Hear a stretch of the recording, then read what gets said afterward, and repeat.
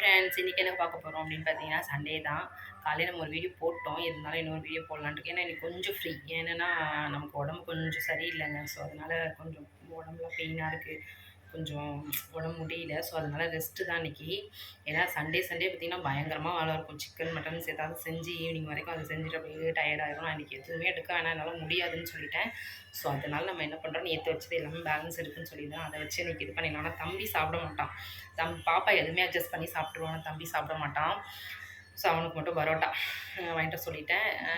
2 பரோட்டா வாங்கிட்டு வந்து கொடுத்துருங்க அப்படின்னு சொல்லிட்டேன். சரி, ஓகே. நான் எதுக்காக இந்த வீடியோ போடுறேன் அப்படின்றத பார்க்கலாம். ஓகேவா? இருங்க, வரேன், எடுத்துட்டு வரேன்.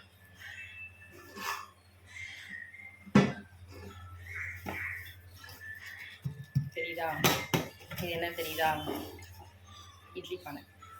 கண்டிப்பாக பார்த்தீங்கன்னா, வீட்டில் இருக்கிற அந்த ஹவுஸ் ஒய்ஃபுக்குலாம் தெரியும் இது எவ்வளோ பெரிய கஷ்டமான வேலைன்னு. அது எங்கள் வீட்டில் இருக்கிற இட்லி பானை பார்த்தீங்கன்னா ரொம்ப பெருசுங்க. ஐயோ, டென்ஷனாக இருக்கும் எனக்கு. எங்கள் அம்மா பார்த்தீங்கன்னா குக்கர் தான் வாங்கி கொடுத்தாங்க. இட்லி குக்கர் தான் வாங்கி கொடுத்தாங்க. இட்லி குக்கரில் இட்லி ஊற்றினா என் ஹஸ்பண்டுக்கு பிடிக்கிறதில்ல. அதில் எண்ணெய் தடவி ஊற்றுறோம்ல, அந்த எண்ணெய் ஸ்மெல்லு பிடிக்கிறது கிடையாது. இட்லி ஒரு மாதிரி டிஃப்ரெண்ட் இருக்குது இல்லையா, அதனால் சாப்பிட மாட்டுறாங்க. ஸோ அதனால் இட்லி பானை அதோட குட்டியாக முன்னாடியே மாமியார் வாங்கி கொடுத்தாங்க. நாங்கள் 2 பேர் இருக்கும்போது. இதுக்கப்புறம் பசங்க வந்துட்டாங்களாம். ரொம்ப பசங்க சாப்பிட ஆரம்பிச்சோன்னே இது மாதிரி பெருசாக வாங்கி கொடுத்துருவாங்க. இது பார்த்தீங்கன்னா இது வெயிட்டாக வேறு இருக்கும். இது பார்த்திங்கன்னா எங்கள் வீட்டு சிங்கில் மோஸ்ட்லி வந்து இட்லி பானை தான் இருக்கும். வேறு எதுவும் இருக்காது. ஏன்னா அது பார்த்தாலே எனக்கு பயமாக இருக்கும். என் கண்ணுக்கு நேராகவே நான் வைக்க மாட்டேன். அடுப்பு இருக்குல்ல, நம்ம கேஸ் வச்சுருக்கோம்ல, அதுக்கு அடியில் ஸ்பேஸ் இருக்கும்ல, அதுக்குள்ளே கண்ணுக்கு தெரியாமல் வச்சுருவேன். அதை பார்த்தாலே எனக்கு பயமாக இருக்கும். விளக்கல அப்படின்னா உள்ளார தண்ணியை கொஞ்சம் ஃபுல்லாக ஊறுற மாதிரி வச்சு மூடி வச்சுருவேன். அது என்னால் எப்போ முடியுதோ அப்போ எடுத்து விளக்கிறேன். இன்னும் சொல்லப்போனால் விளக்காத்தையும் வைக்க முடியாதுங்க. ஏன்னா எங்கள் வீட்டில் பார்த்திங்கன்னா டெய்லி இட்லி தான். அழுக்காமல் சாப்பிடுவாங்க என் ஹஸ்பண்ட். எத்தனை பேர் வீட்டில் இப்படி நடக்குதுன்னு தெரியல. ஆனால் என் ஹஸ்பண்ட் அப்படி தான் சாப்பிடுவாங்க. அது மாதிரி வெளியில் ஹோட்டல் போனாலும் இட்லி தான். வேறு வெரைட்டியாக சாப்பிட மாட்டாங்க. செம்ம டென்ஷன். அவங்க இன்னும் வந்து சுவாரஸ்யமான ஒரு விஷயம் ஒன்று சொல்லணும். என்ன, எங்கள் வீட்டுக்காரவங்களுக்கு பார்த்திங்கன்னா இந்த இட்லி பானையில் வைக்கிற ஐட்டம் தாங்க பிடிக்குதே. ஆமாம், சரி, ஒரு நாள் டெய்லி மாவு அரைக்க நான் 2 நாளைக்கு தான் வச்சுப்பேன். மாவு அரைச்சிட்டு பசங்க இருக்காங்க, நம்ம ரொம்ப ஃப்ரிட்ஜில் வச்சுக்கூடாது அப்படின்ட்டு இன்றைக்கி அரைச்சி போட்டு நாளைக்கு காலைல வரைக்கும் வச்சுப்பேன். அப்போ புதுசாக தான் மாவு அரைப்பேன்.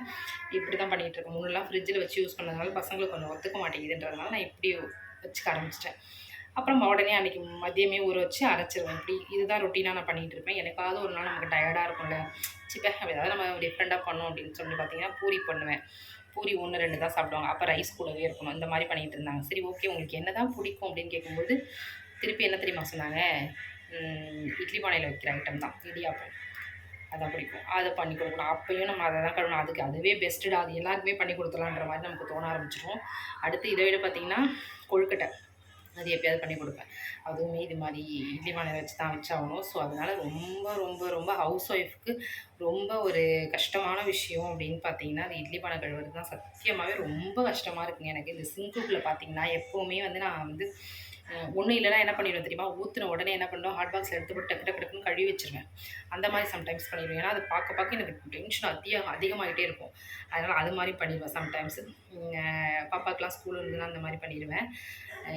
என்ன மாதிரி எத்தனை பேர் உங்கள் வீட்டில் இருக்குதுன்னு தெரில. சரி, தம்பி பார்த்தீங்கன்னா என் பிள்ளைங்க தோசைலாம் ரொம்ப ரொம்ப ரொம்ப பிடிக்கும் என் பையனுக்கு.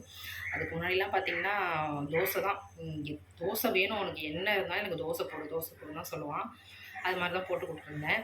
கொஞ்ச நாளாக என்ன பண்ணோம் அப்படின்னா இட்லி வந்து நல்லது உடம்புக்கு, தோசை சாப்பிடக்கூடாது அப்படின்னு சொல்லிட்டு இட்லியை கொடுக்க ஆரம்பித்தேன் லைட்டாக. அவங்களுக்குலாம் இட்லி வச்சா கூட இவனுக்கு தோசை கொடுத்துட்ருந்தேன். ஆனால் இடையில என்ன பண்ணேன், கொஞ்சம் இட்லி கொடுப்போம், அது உடம்புக்கு நல்லது தானே அப்படின்னு சொல்லிட்டு கொடுக்க ஆரம்பித்தேன். அதே இப்போ கண்டினியூ ஆக்கிட்டான்.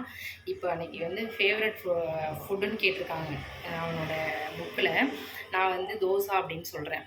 அதுக்கு அவன் சொல்கிறான், அம்மா எனக்கு தோசை பிடிக்காது, எனக்கு இட்லி தான் பிடிக்கும் அப்படின்றான். இப்போ எப்படின்னா இப்போ குடும்பமே இட்லி ஆகிடுச்சு. இப்போ நானும் அப்படி தாங்க, வீட்டில் இருக்கும்போது எனக்கு தோசை தான் பிடிக்கும். என்னோடய ஹஸ்பண்ட் எப்போ கல்யாணம் பண்ணி வந்து ஒரு 2 இயர்ஸ்க்கு அப்புறம் பார்த்தீங்கன்னா எனக்கு இட்லி தான். எங்கே போனாலும் எனக்கு இட்லி பிடிக்க ஆரம்பிச்சிச்சு. ஸோ நம்ம வாய்க்கும் இட்லி பிடிக்க ஆரம்பிச்சிச்சு. ஸோ நம்ம எப்போ பார்த்தாலும் பார்த்திங்கன்னா இந்த இட்லி பண்ணியை தான் கழுவிட்டுருக்கோம். இன்னொரு கொடுமையான விஷயம் பார்த்திங்கன்னா துணி போட்டு தான் ஊற்றி ஆகணும். அந்த துணியை அலசுறது அதை விட பெரிய விஷயமா இருக்குது. இது மாதிரி தான் ஹவுஸ் ஒய்ஃப்ஸு.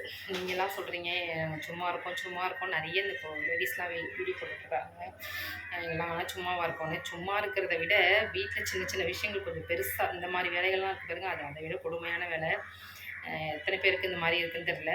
ஏன்னா இப்போ தோசைன்னு வச்சுக்கோங்களேன், அந்த தோசைக்கல் மட்டும்தான், சாப்பிட்ற தட்டு மட்டும் தான் ஊற்றி கொடுத்துட்டு அப்படியே கழுவி வச்சுட்டு போயிடலாம். பாத்திரமும் சேராது. இந்த விளக்குறது பார்த்தீங்கன்னாப்பா செம்ம டென்ஷன் ஆகுது எனக்கு.